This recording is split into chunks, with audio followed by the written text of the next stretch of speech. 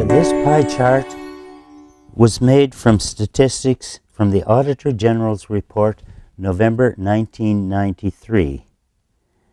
In November 1993, our national debt stood at $423 billion. This chart goes all the way back to 1867, and during that period of time, the amount of money that was borrowed for real spending on goods and services by our government amounted to no more than $37 billion. Yet here, in 1993, the interest paid over all those years amounts to $386 billion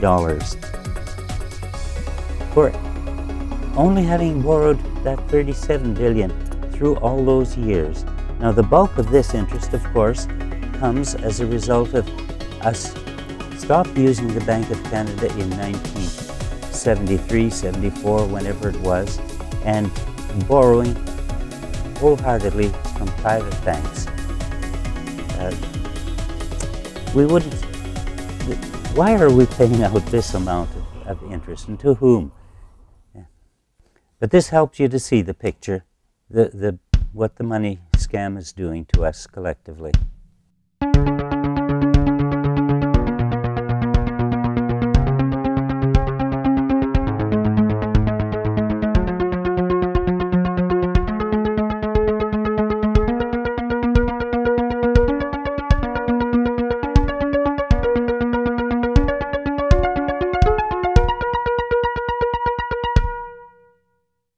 It was about 5 or 6 weeks ago that Victoria spoke to a group of 600 people at a Rotary Club, and she's going to be giving the same speech to us today.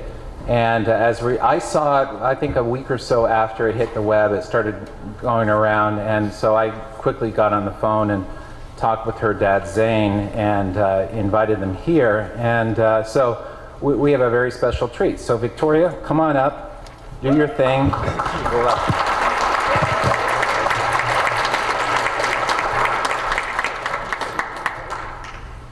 Have you ever wondered why Canada is in debt?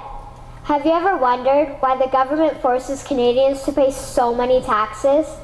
Have you ever wondered why the bankers from the largest private banks are becoming wealthier and the rest of us are not? Have you ever wondered why the gross national debt is over $800 billion?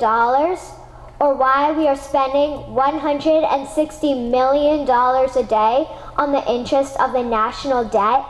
That's $60 billion a year. Have you ever wondered who receives the $60 billion? What I have discovered is the banks and the government have colluded to financially enslave the people of Canada. I will share with you 3 important points of reference which will hopefully spark enough interest and concern for you to continue the research on your own and to engage your government to stop this criminal act against the people of Canada. First, we will briefly examine the Bank of Canada. Second, we will see how our banking system works today. And lastly, I will offer a viable solution that we can petition our government to implement. A very little known figure in Canadian history is J.L. Gradon McGeer. He was a lawyer, Member of Parliament, and Mayor of Vancouver. His contribution to Canada is probably the greatest in our history. He championed the creation of the National Bank of Canada, whose sole purpose is to create and manage Canada's money. It was formed on July 3, 1934, and owned by all Canadians. Until the 1970s, because of the Bank of Canada, Canada's national debt was held at a constant, manageable level, until the government decided to implement what we now have as our modern-day banking system that is robbing the Canadian people. So how are they robbing us? Allow me to explain how our private banks and government work today. First, the Canadian government borrows money from the private banks. They then lend the debt-based money to Canada with compounded interest. The government then continues to increase taxation of Canadians year after year in order to pay back the interest on the exponentially growing national debt. What results is inflation, less real money for Canadians to spend into our economy, and the real money being used to pad the pockets of the banks. Also, the government gave the banks the ability to loan out money that doesn't exist in the form of loans. When a bank gives you a mortgage, which literally means a death pledge, or a loan, they don't actually give you money. They click a key on a computer and generate the fake money out of thin air. They don't actually have it in their bank vaults. Presently, the banks only have $4 billion on reserve, but they have loaned out over $1.5 trillion. To quote Graham Towers, each and every time a bank makes a loan, a new bank credit is created. New deposits, brand new money. Broadly speaking, all new money comes out of a bank in the form of loans. As loans are debt, then under the present system, all money is debt. What I find interesting is even Jesus in Matthew 21 drove out the money changers in the temple because they were manipulating the currency to steal money from the people. The private banks are just like the money changers in Matthew 21. They are defrauding and robbing the people of Canada, thus their freedom, and they need to be stopped. How should the banking system work? In an infamous interview, Mr. McGeer asked Mr. Towers, "Can you tell me why a government with power to create money should give that power away to a private monopoly and then borrow that which Parliament can create itself back at interest to the point of national bankruptcy?" Mr. Towers replied, "If Parliament wants to change the form of operating the banking system, then certainly that is within the powers of Parliament. In other words, if the Canadian government needs money, they can borrow it directly from the Bank of Canada. The people would then pay fair taxes to repay the Bank of Canada. This tax money would in turn get injected back into our economic infrastructure and the debt would be wiped out. Canadians would again prosper with real money as the foundation of our economic structure and not debt money. Regarding the debt money owed to the private banks, such as the Royal Bank, we would simply have the Bank of Canada print the money owing, hand it over to the private banks, and then clear the debt with the Bank of Canada. And yes, we have the power and lawful right to do so. In conclusion, it has become painfully obvious, even for me, a 12-year-old Canadian, that we are being defrauded and robbed by the banking system and a complicit government. What will we do to stop this crime? What will we do to ensure that the next generation will live free and clear of the debt-based economy that enslaves them to the banks? Margaret Mead said the following, and I hope that all of you remember this. "Never doubt that a small group of people can change the world. Indeed, it is the only thing that ever has." Thank you.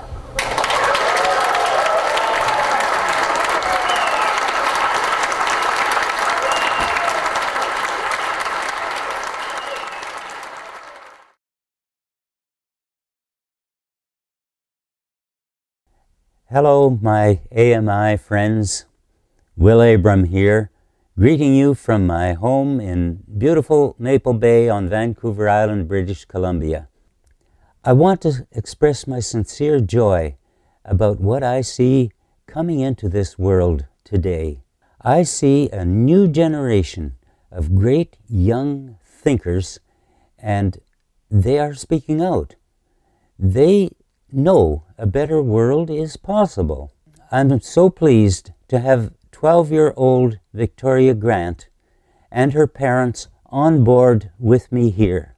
Victoria knows what the Bank of Canada was intended to do and what it did do for a period of 35 years in Canada. Victoria knows that when we, the people, print the money as needed to build schools, to build roads, to build hospitals, daycare centers, whatever, everyone works, wealth appears, and the nation thrives. 12-year-old Victoria Grant expresses herself very clearly with well-chosen words. She looks for truth, and honestly, in our history books, we need to find real truth. The great American historian Howard Zinn, author of the book The People's History of the United States, expressed it very well. He said, "If you don't know your history, it's as if you were born yesterday. Those guys will tell you anything, and you will believe them. Those guys will not get away with false stories like babies in the incubator or weapons of mass destruction. They will be seriously questioned by this new generation of young people." My U.S. hero today is Dennis Kucinich and his needs bill, H.R. 2990. It is very timely. Bill 2990 is very much a copy of what we put in our 1934 Bank of Canada Act. Gerald McGeer is my hero of that particular time. He's my Canadian hero. He was a wise, well-spoken man. His efforts helped create, in 1935, the Canadian Central Bank of Canada. McGeer became a prominent member of the Canadian government that year, and how lucky that was for us that he did. In 1938, McGeer was instrumental in nationalizing our central bank. 100,000 shares were placed in the hands of the people. The Bank of Canada became our very own bank, in our hands. Private shareholders were bought out. The bank belonged to us, the people. I now wish to briefly recap our Canadian history of that time as it relates to the performance of the Bank of Canada. It is a story that must be told worldwide. I want people all over the world to grasp it and understand that money is something that only we, the people, create when we work. We printed legal currency, but only to the amount that was needed. We put every man, woman, and child capable of working to work, producing real, visible, social, national wealth. As an 84-year-old man, I lived through that history. So here we go with a brief date-by-date history of Canada as it grew from 1934 with the use of the Bank of Canada, making very good use of it. I start with the global crash of October 1929. October 1929, the great crash, as you've all heard. Bank loans are called in. Properties are foreclosed on. The Depression begins. October 1930, R.B. Bennett is elected Prime Minister of Canada. R.B. Bennett had little sense of social economics. Bank loans were still called in. Money in circulation decreases. 1931, Canada. Lord Macmillan Commission was sent out from Great Britain to tell us how to get out of the Depression. Bankers and their economic cronies were the ones who came here. Their advice was, and it sounds good, you need a central bank. Gerald Grattan McGeer comes to the rescue. McGeer was a grade 8 high school dropout. He became a worker with International Iron Molders and then became a union leader. He was a tall man, very bright, knew that he needed more education to get political power and attention. He took his matriculation in 6 months, then went to Dalhousie University in Nova Scotia, to the law school there. He became a brilliant, social-minded lawyer. He spent 1931 mastering the intricacies of banking. McGeer corresponded with great economists like John Maynard Keynes, John Kenneth Galbraith. He studied the island of Guernsey experience, and he certainly looked through the American history of the Abraham Lincoln time and the Greenbacks. Canada, 1931, the per capita of money in circulation. It fell from $34 per person to $4.97 per person. That was too few dollars out there for public trading. I have a quote here from a 1931 pamphlet entitled Bank of Canada, Why Not? It comes from Arthur Meehan, the Right Honourable Arthur Meehan, who was Prime Minister of Canada in the early 20s and also briefly in 1926. In an address before the Bankers Educational Association in Toronto on January the 21st, 1931, on a matter of, quote, inadequacy of currency, if people were in a position to exchange what they have too much of, we would see that there was not too much of anything. The trouble is that they are not in a position so to exchange. It was conceded that conditions had progressed from bad to worse to furnish grounds for an inquiry into the causes that prevent us from obtaining a sufficiency of medium in circulation for exchange of goods and services. Statistics Canada, Canada Yearbook, 1931. These are the figures that I have here. Per capita working capital estimated on a population of 10 million people as of April 30, 1931, was $34 per capita. The quota as represented by the national state currency only went down to $21 per person. The per capita of state currency, deducting the gold coinage, brought it down to $14 per person circulated. And then the per capita of state currency, if we deducted the $50,000 paper bills, it ended up that the per capita in circulation for the ordinary people amounted to no more than $4.97. $4.97 per person. Too little money circulating to make the economy work. Canada, 1934. McGeer was invited to Ottawa to address the Banking Commons Committee. He addressed this committee for 5 hours as if they were a bunch of uninformed freshmen. They had no response. They had no argument back to McGeer's reasoning. And that is a quote from Maclean's Magazine, 1945. McGeer had become quite popular because of his outspoken abilities as a lawyer and as a monetarist. Canada, 1934, he ran for the mayor of Vancouver, British Columbia, and he was elected by a landslide. On July the 3rd, 1934, in Canada, Bank of Canada Act received royal assent.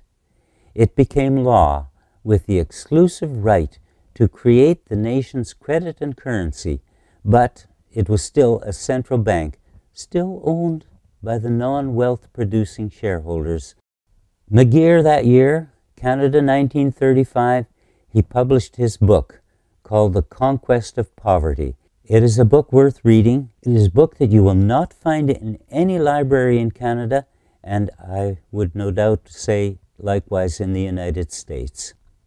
Canada 1935. Prime Minister R.B. Bennett loses the federal election. Gerald Grattan McGeer, Mayor of Vancouver, ran for the Liberal Party. He was elected as a Member of Parliament under the new Prime Minister, William Lyon Mackenzie King. William Lyon Mackenzie King was a monetarily much wiser leader. Canada, 1935. Mayor Jerry McGeer begins to put people to work by building a new city hall for the city of Vancouver. The Depression has begun to wane, but there were still thousands of men unemployed, and this was an incredibly difficult year for Gerald McGeer in Canada, in Vancouver, with tens of thousands of people still unemployed. Canada, 1935. The Central Bank of Canada was built. It opened its doors on March the 11th and begins printing money to pay farmers for employing workers in the harvest or to work on other community projects. At that time, I know my dad was getting $20 a month to work on a country road with a horse-drawn hand scraper. And there were other tasks like that that were paid for by the Bank of Canada. Canada, 1938. Bill 143, House of Commons of Canada, an act to assist municipalities in making self-liquidating improvements. That helped municipalities to begin to put people to work. In 1938, McGeer was instrumental in nationalizing our central bank. 100,000 shares were placed in the hands of the people. The Bank of Canada became our very own bank, in our hands. Private shareholders were bought out. The bank belonged to us, the people. Canada, 1939. You all know what happened then. The war begins. The Second World War. Clarence Decatur Howe was appointed to be Minister of Munitions and Supplies. These are the words of C.D. Howe. We have no idea of cost, but before the war is over, everything will be needed, so let us go ahead anyway. If we lose the war, nothing will matter. If we win the war, the cost will still have been of no consequence, and soon will be forgotten. Now that's a rather interesting statement, because it was of no consequence. We won the war, we spent billions of dollars, and we never went into debt. So it was soon forgotten. Canada, 1939 to 1946. World War II. We printed billions of dollars as needed. Overnight, we put every person in Canada to work in one way or another. We sent 1 million of our best workers overseas, clothed them, fed them, housed them. We built 28 crown corporations for large-scale production of goods. We built the third largest navy in the world during that short period of time. We built more guns than any other country in the British Empire. We printed and spent billions of dollars into the war effort, yet no national debt accumulated. We continued this system of money for the next 25 years, created a great nation. We were known worldwide as a nation of peacekeepers. I am a beneficiary of that era in a number of ways. Land grants for free university was given to veterans who chose so. Family allowance checks were brought in for families with children. Old age pensions at age 65 for everyone. Free universal Medicare for all Canadians, and many other benefits for the social well-being of Canada. So in Canada, we had everyone working, and we created a great nation. And here I'd like to quote Aristotle, 335 BC. Money exists not by nature, but by law. We in Canada created our own currency by law, known as legal tender, using our nationalized bank. We can bring all that back overnight. The laws still exist. Bright young people coming along are learning of that, and they are asking good, hard questions. Our message is getting out, and I want to say thank you to all of you and the internet for what is happening in the world today. We are a global family. There is no need for poverty in this world if run by the God-given intelligence and the understanding that we are indeed an interconnected global family. We are moving right now into a higher state of consciousness. Thanks to all who are here today for the work and the educating that you are doing. And thanks to the many others not here who are also tuning in. The love of money indeed is the root of all evil. We can and will replace it with the love of money for the good of all people. I'd like to introduce Victoria Grant to you here at this point. I welcome you, Victoria. to this Chicago conference of international speakers on the DVD along with me. Thank you for the inspiration, the joy, and the hope that you have given me, especially at this time in my life. Now, I would like to say in conclusion, money, like water that nourishes the earth, should flow to nourish every person and keep healthy the whole of mankind. Money indeed is the lifeblood of communal living. It must flow equally from one human being to another, satisfying the needs of each so that each may live, create, and satisfy the needs of others. Unfortunately, mankind has not sufficiently morally evolved to understand our global human interconnectedness. The ability to manipulate money for selfish reasons by some, coupled with the helplessness and unquestioning acceptance of too many others, leads to a great imbalance in the overall health of our planet and our civilization. This imbalance is the root cause of violence in homes and wars in the nations. Money has put man out of step with nature. Water does not defy the laws of gravity. It recycles according to the laws of nature and keeps being purified. Money is still controlled by men who have not evolved beyond the stage of choosing greed and selfishness. Superior intelligence and wisdom and moral integrity is seldom seen by those whom we elect to govern us. This must change soon, for civilization is on a collision course with the laws of nature.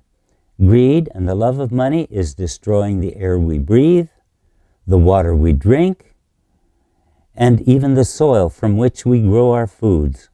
We must very soon, with intelligence, coupled by compassion and sharing, pull up our socks or we perish. It is my hope that this booklet that I'm reading from will in some way help give insights into how money must flow evenly by a people-led governance to fill the basic needs of every person on earth. Now, I want to emphasize the power of community. We are a global community, we are a national community, and here in Canada, our national community used money as an intellectual tool for expanding the bartering system. We must take back that tool and put it back into the hands of the people. And once we do, we'll put everyone to work, and the creative abilities of every human being will rise to the top without being restricted for want of money. I thank you for listening. This is Will Abram from beautiful Maple Bay on Vancouver Island, British Columbia. I wish I were there with you, but unfortunately I cannot be, so this is the next best thing. Thank you for hearing me out.